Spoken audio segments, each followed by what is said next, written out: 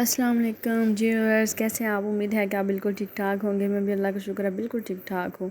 तो आज मैं बड़े ही मज़े की रेसिपी आपके साथ शेयर करने वाली हूँ। ये है जी कस्टर्ड आइसक्रीम। बड़ी ही मज़े की बनती है और गर्मियों में कौन ये खाना पसंद नहीं करता। अगर आप इसे घर पर बनाएंगे तो यकीन जाने ये बाज़ार से कई गुना ज़्यादा अच्छी बनेगी और बड़े ही मज़े की बनने वाली ये रेसिपी है। तो चंद इंग्रेडिएंट्स आपके पास होने चाहिए।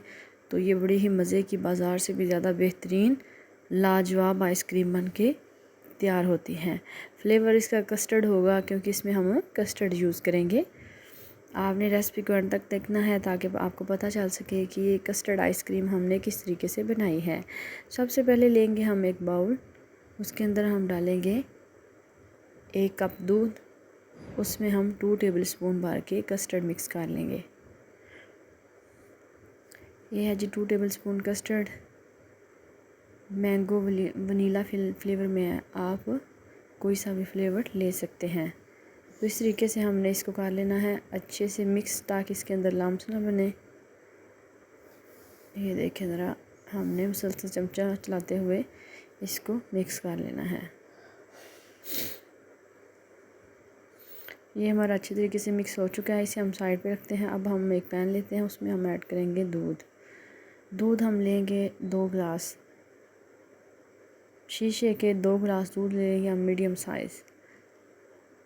उस दूध को हमने बॉईल कर लेना है। जब हमारा दूध बॉईल होगा तो फिर हम इसमें साथ ही चीनी ऐड कर देंगे।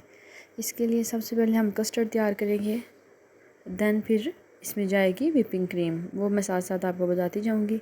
ये देखें, जैसे ही हमारा दूध जो है वो बॉईल होने के करीब होगा तो हम इसमें चीनी ऐड कर देंगे 4 से 5 टेबल स्पून। अक्सर व्हिपिंग क्रीम्स फीकी होती हैं, उनमें शुगर वगैरह नहीं होती, इसलिए हम कस्टर्ड में शुगर डाल के इसे ही पका लेंगे। मुसलसल चमचा चलाते हुए आपने कस्टर्ड को ऐड करना है। अगर हम चमचा साथ चलाते हुए कस्टर्ड को डाल के बाद में चमचा चलाएंगे तो वो लम्स बन जाएंगे, गुठलियाँ सी बन जाएंगी, वो अच्छा नहीं बनेगा। चमचा आपने साथ साथ चलाते रहना है। तो साथ ही हम 4 से 5 मिनट के लिए इसको पका लेंगे। इसे थोड़ी देर के लिए थिक होने देंगे। इतना पतला हमें कस्टर्ड नहीं चाहिए। अब हम इसे 2 से 3 मिनट पकाते हैं ताकि हमारा जो कस्टर्ड है वो थिक हो जाए। तो ये देखें, यहाँ पे हमारा कस्टर्ड 3 से 4 मिनट पकाने के बाद इतना थिक हो चुका है। व्हिपिंग क्रीम लेंगे, ठंडा होने के बाद और ज़्यादा थिक हो जाएगा। छोटा डब्बा जो है मिल्क पैक, अब हम इसको क्रीम उतार लेंगे। व्हिपिंग क्रीम के नाम से बाज़ार से ये बड़ी आसानी से मिल जाती है। तो इस तरीके से हमने इसे बीट करना है। अगर आपके पास इलेक्ट्रिक बीटर है तो सबसे बेस्ट है। अगर हैंड बीटर है तो उसमें काफ़ी ज़्यादा आपको मेहनत करनी पड़ेगी। अगर आपके पास ग्राइंडर का जग है तो उस जग के अंदर ऐड करें। जग को 2 से 3 घंटे के लिए फ्रीज़र में खाली रखें ताकि वो अच्छे तरीके से चिल हो जाए और आपकी क्रीम भी अच्छे तरीके से चिल होनी चाहिए। ये मैंने हैंड बीटर से बड़ी बीट की है, इस फॉर्म में आ गई है। अब हम इसको कस्टर्ड में ऐड कर देंगे। कस्टर्ड में ऐड करने के बाद भी हमें इसे बीट करना है, लेकिन अभी हम इसे अच्छे तरीके से एक दफ़ा मिक्स करेंगे। अभी ये क्रीम फुल तैयार नहीं हुई है, अभी हमें इसे थोड़ी देर के लिए और बीट करना है। ये मिक्स करने के बाद अब हम एक बाउल में ऐड कर देंगे, इस तरीके के बाउल में। तो ये अभी भी मुकम्मल तौर पे इसमें मिक्स नहीं है। तो हमने इसे उसके बाद हाफ़ फ्रीज़ हो गई थी तो जग के अंदर डाल के मैंने इसे 2 से 3 मिनट के लिए अच्छे तरीके से ग्राइंड कर लिया था। उसके बाद मैंने इस बाउल में ओवरनाइट के लिए फ्रीज़ होने के लिए रख दी थी।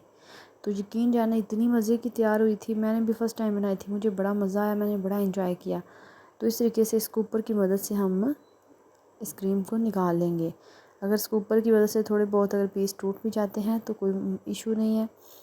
फ़र्स्ट टाइम जो मेरी तरह स्कूपर इस्तेमाल कर रहे हैं थोड़ा उनके लिए डिफ़िकल्ट होगा, लेकिन ये देखें बड़ी ही मज़े की बड़ी लाजवाब आइसक्रीम बन के तैयार हो चुकी है। इसमें सिर्फ एक पार्ट मिस हुआ है, जब हमने इसे फ्रीज़र में रख दिया था लिड कवर करके, उसके बाद फिर मैंने जग चिल किया था ठंडा करने के बाद। उसमें जब हाफ़ हमारी आइसक्रीम फ्रीज़ हो चुकी थी तो निकाल के मैंने दोबारा से इसे ग्राइंड कर लिया था ताकि अच्छे तरीके से आपस में मिक्स हो जाए। तो उसके बाद फिर ओवरनाइट हम इसे फ्रीज़ कर लेंगे। तो ये देखें, ये बड़ी ही मज़े की और बड़ी ही यम्मी आइसक्रीम बनके तैयार हो चुकी है। अगर आप मेरे चैनल पे नए हैं और आपको मेरी रेसिपी पसंद आई हो तो प्लीज़ मेरे चैनल को सब्सक्राइब करें, लाइक करें और साथ ही लगे बेल के आइकन को दबा दें ताकि मेरी आने वाली हर नई वीडियो सबसे पहले आप तक पहुंचे। मिलते हैं जी किसी नेक्स्ट और अच्छी सी रेसिपी के साथ।